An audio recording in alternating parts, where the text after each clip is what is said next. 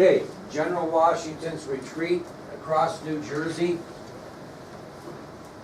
By late October of 1776, Washington decides to retreat across New Jersey into Pennsylvania. He's going to retreat across New Jersey into Pennsylvania. And his idea there is once he gets into Pennsylvania, he's going to regroup his battered forces and try to get them lined out.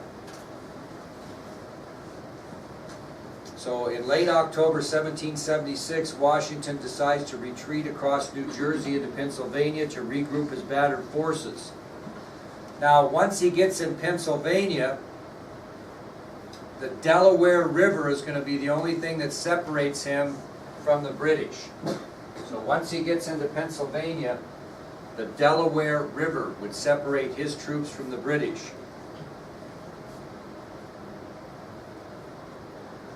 Now, do you remember on the video where it said that most of Washington's men, when they signed up for how long? 1 year. 1 year. So that's going to be an issue here as they retreat across New Jersey into Pennsylvania. During that retreat across New Jersey, soldiers continued to slip away from the Army because their 1 year enlistments were ending. Okay? So as their 1 year enlistments ended, they chose not to fight anymore. Now, how many did he leave with from White Plains approximately? Remember? About 9,000, right? Okay, but by the time he reaches Pennsylvania, he's only got 2,400 left. The rest he has lost because their 1 year enlistments have ended and they wanted no more part of being in the Continental Army. So again, during the retreat across New Jersey, soldiers continued to slip away from the Army. Their 1 year enlistments were ending. And by the time General Washington reached Pennsylvania, he only had about 2,400 men remaining with the Continental Army. So he had basically lost 75% of his army in the last 5 months because of those 1 year enlistments were expiring. So by Christmas, well, I'll actually rephrase that. By December 22nd, 1776, things aren't looking very good for the Americans in this Revolutionary War. Continental Army is only 2,400 strong. The militia, which is much larger, is not really working with the Continental Army. They're more of an individualist, independent contractor bunch. And so things are looking pretty sad for the Americans in the Revolutionary War by December 22nd, 1776. Now, if you're in a sport or anything else and you're not doing very well, if you want to boost morale for your team, you got to take some sort of bold action. Maybe take a chance. Maybe in football run a trick play that somebody's not, try to get the momentum going or something. You got to come up with some sort of strategy to boost morale. And that's what Washington needed to do. He needed to make some bold move to boost the morale of the Continental Army because they were about ready to give up. Now, if you're the British, what are you thinking right now? What's your confidence level? Pretty high. And so where are they stationed? Where are all these British leaders stationed? Because they took this harbor and they're all in New York City. And all these British leaders are really confident. They're very confident that the war was about over. And so they decided they would celebrate the Christmas holidays before they made a final assault in the spring. Now remember, you don't fight in the winter, right? That's kind of the basic European rule, right? So the British leaders, they're all back in New York City, nice and warm. They're confident the war's about over. They plan to celebrate Christmas holidays because it is that time of the year. And then they were going to plan a final assault and end this war forever in the spring. Well, do you think the British know where Washington's army is? Sir? Oh, sure they do. Yeah, they know exactly where they're at. So a British general by the name of Charles Cornwallis really wants to keep an eye on the Continental Army. Okay, he wants to keep an eye on them over winter. He wants to see what they're doing over the winter. Because what's he going to do in the spring? He's going to plan a huge assault and crush them. So British General Charles Cornwallis wants to keep an eye on the Continental Army. So what he does is he orders 1,400 Hessians, or Hessian soldiers, to Trenton. And those Hessians are under the command of Hessian Colonel Johann Rall. Who did the report on Johann Rall? Okay, so Cody, you should know a little bit about this, right? So, British General Charles Cornwallis wants to keep an eye on the Continental Army throughout the winter, so he orders 1,400 Hessian soldiers to go to Trenton. Where's Trenton? What state? New Jersey. And they were under the command of a Hessian colonel by the name of Johann Rall. So, picture this in your mind. Where are the Americans in the Continental Army? Pennsylvania, right? And right across the Delaware River are who? Well, the Hessians. The Hessians are right across the river in New Jersey at Trenton. Okay, keeping an eye on. Well, all of a sudden, Washington's sitting in his makeshift headquarters in Pennsylvania, and he receives news, now look at me, he receives news that a British spy has been captured, and he orders that that British spy be brought directly to him.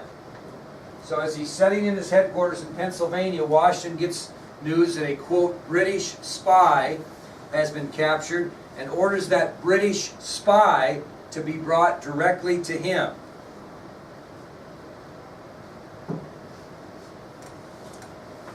Well, picture this. This spy arrives, and normally Washington would not be left alone with the spy. They would have soldiers there to make sure that the bad guy, so to speak, didn't turn on the general, right?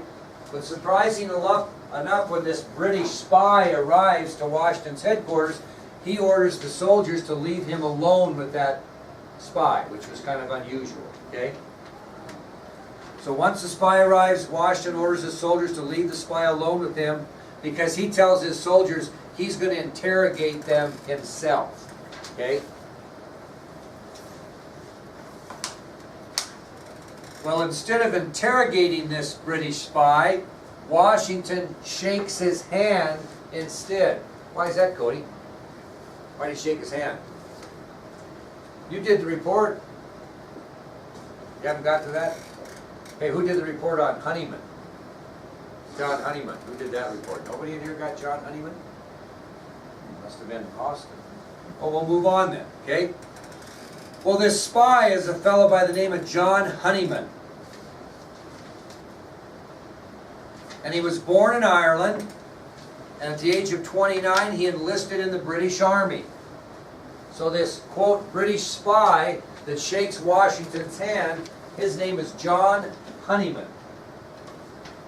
Born in Ireland, and at the age of 29, he enlisted in the British Army.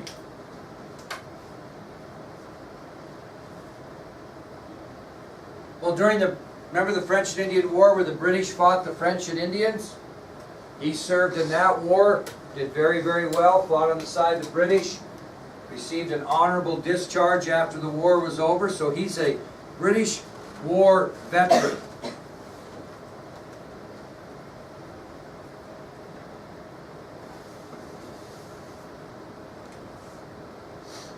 Well, he moves to the American colonies like a lot of British people did, like Sam Whittemore. And the British think he's a loyalist. Okay? That he would be one of these colonists that's loyal to the crown. So Honeyman moves to the American colonies, and the British believe that he's an American loyalist. Someone loyal to the crown.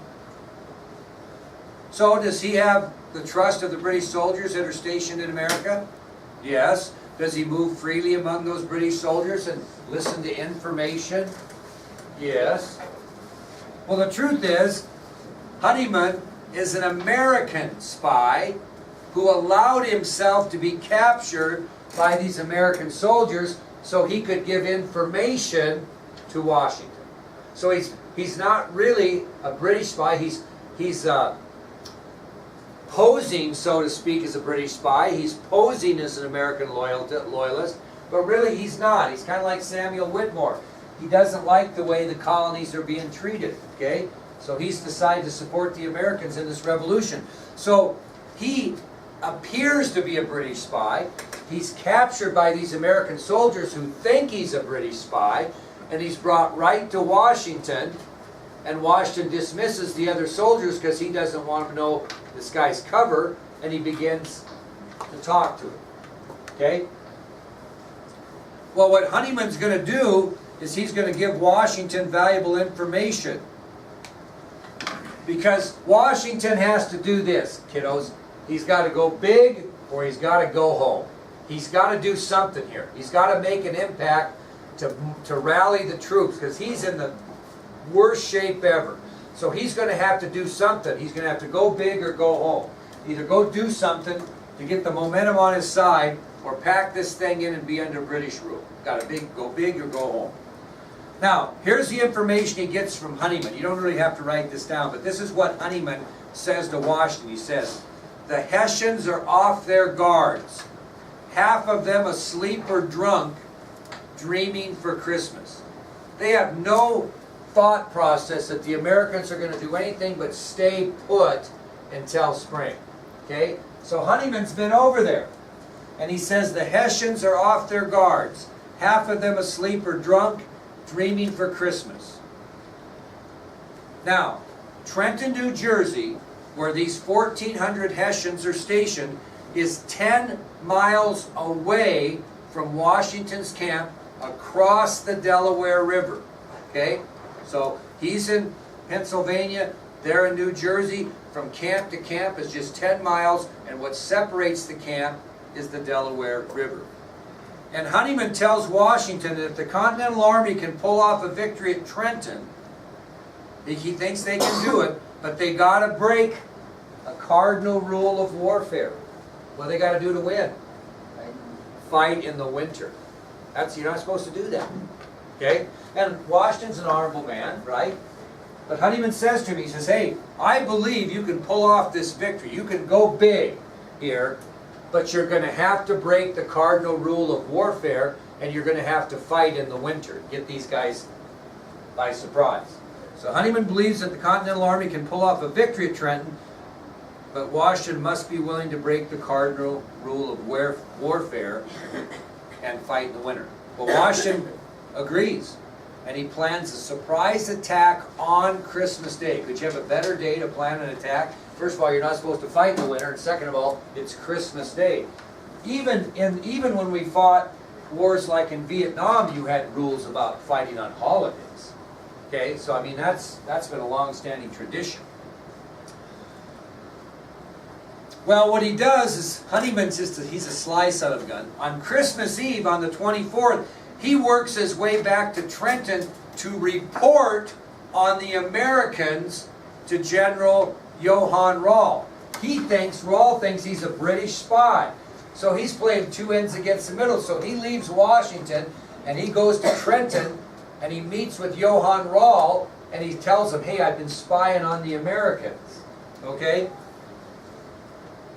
And the British believe Honeyman is a loyalist spy. So they have no trouble meeting with him. Johann Rall has no trouble meeting with Honeyman. Fine, bring him in.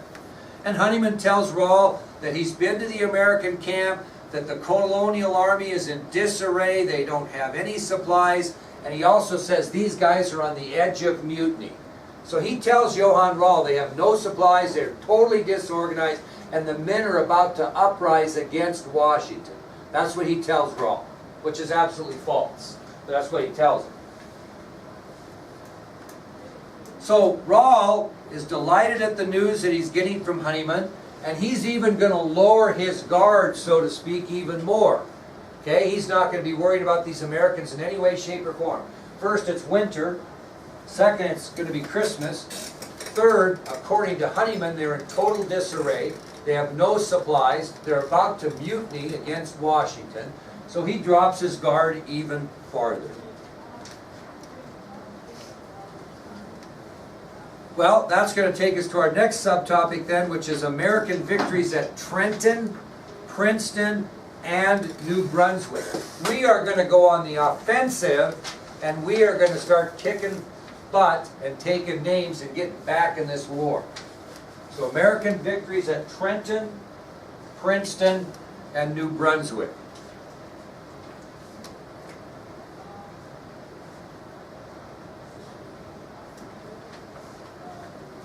That is the Delaware River right there, folks. A tremendous drawing.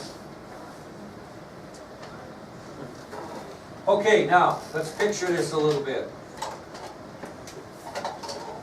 At 4 p.m. on Christmas Day, 1776, the Americans begin to cross the Delaware River in 3 separate locations. At 4 p.m. on Christmas Day, the Americans begin to cross the Delaware River in 3 separate locations on their way to Trenton. Now you got to know this, okay? Here's Washington's army camp, where he's camped, okay? He takes 2,000 soldiers and crosses the river directly across from his camp. Washington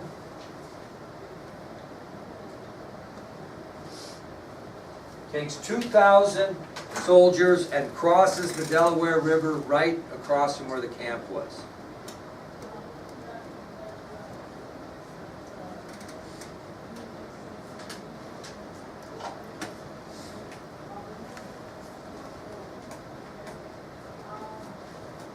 How many soldiers? He took 2,000. He orders 700 other soldiers to cross directly across from Trenton. We'll get the river up here a little farther. Okay? He orders 700 more soldiers to cross the river directly across from Trenton. I thought he only had 2,400 left. Well, let's see, what's that mean he's got with him? 2,700. Militia. There you go.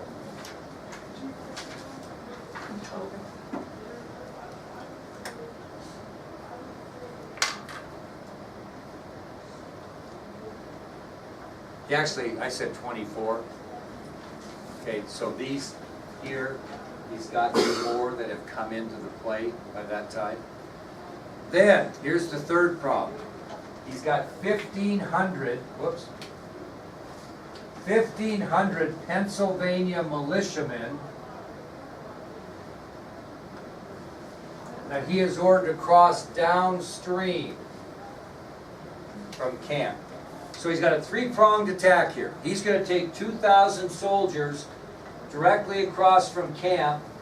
He's going to order 700 more soldiers to cross directly across from Trenton. And then he orders 1,500 members of the Pennsylvania militia to cross downstream. And all 3 groups have got to get across the river by midnight. That's the thing. So they leave at 4 o'clock and they got to be across the river by midnight. Why?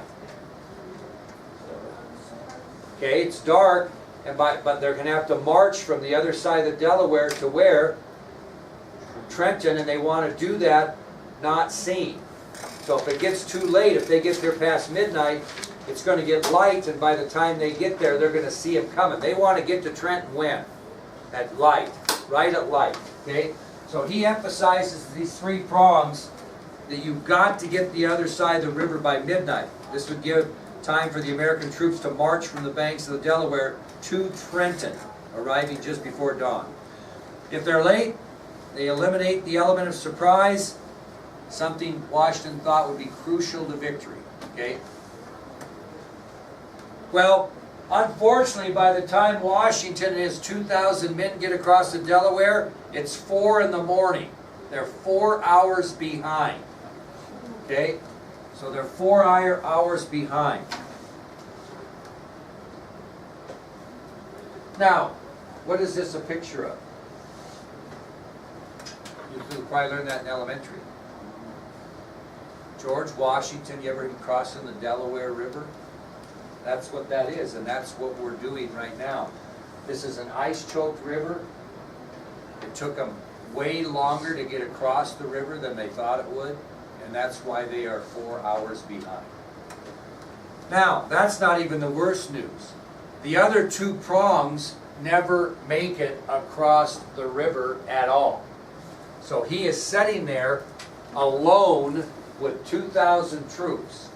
The other 2,200 he was counting on didn't make it across the river at all and cannot now be a part of this assault on Trenton. So, what's Washington's big decision right now?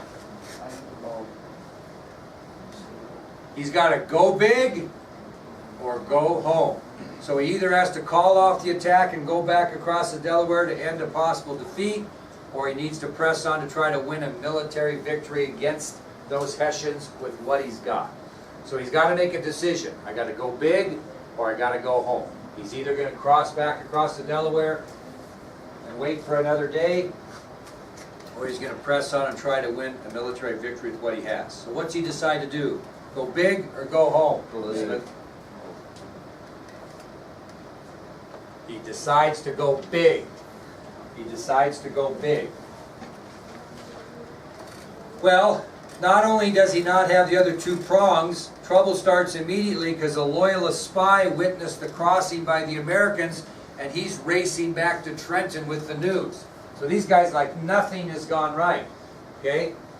So as soon as they get across the river, a loyalist spy has witnessed Washington's crossing and now races back to Trenton with the news. Now this is, you can't make this kind of stuff up on the arrogance of the British and the Hessians. So he gets there all panicked, Julie, with this news.